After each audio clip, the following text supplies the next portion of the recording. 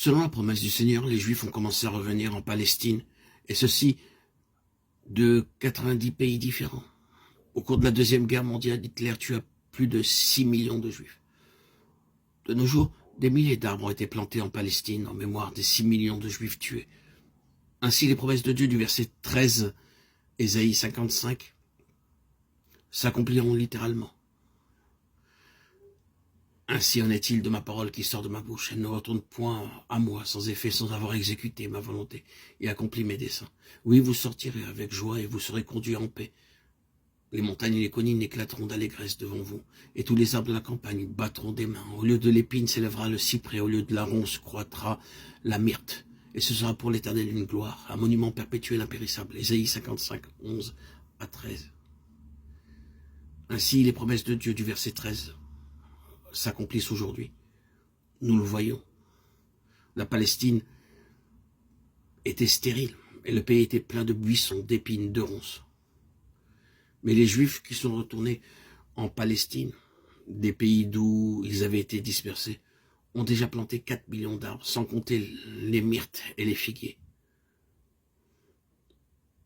Nous aussi, nous sommes spirituellement remplis d'épines et de ronces dans nos pensées, nos paroles, nos actes.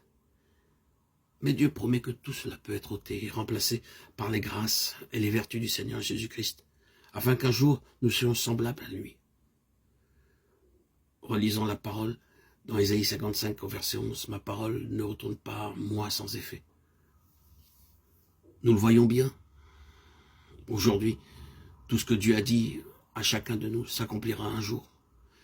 Si vous avez reçu la parole de Dieu par la foi, bien que cela prenne plusieurs années à s'accomplir, cependant un jour, elle portera du fruit.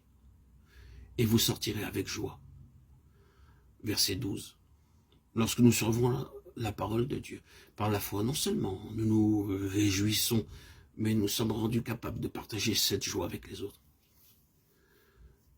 Nous sortons avec joie à cause de la parole que nous avons reçue. Nous apportons cette même parole à ceux qui sont rejetés ou découragés et nous leur disons, lorsque j'étais découragé, le Seigneur me parla par ces quelques paroles et j'en fus fortifié, encouragé. Ainsi, où nous allions, nous répandrons la joie et le bonheur que Dieu nous a donné. Beaucoup d'âmes seront amenées au Seigneur.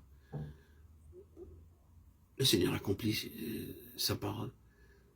Ses promesses se réaliseront comme elles se sont réalisées pour la terre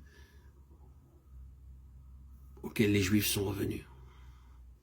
Cette terre biblique qui appartient aux Juifs et qui a toujours appartenu aux Juifs de tout temps. Dieu a demandé d'ailleurs, entre parenthèses, lorsque cette terre s'appelait Canaan, à Israël de conquérir toute la terre qui était déjà habitée de Canaan et qui est l'Israël d'aujourd'hui.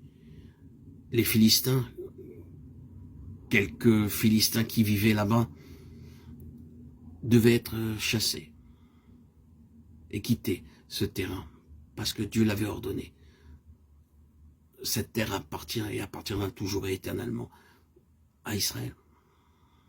C'est un fait. Il n'y a qu'à ouvrir la Bible.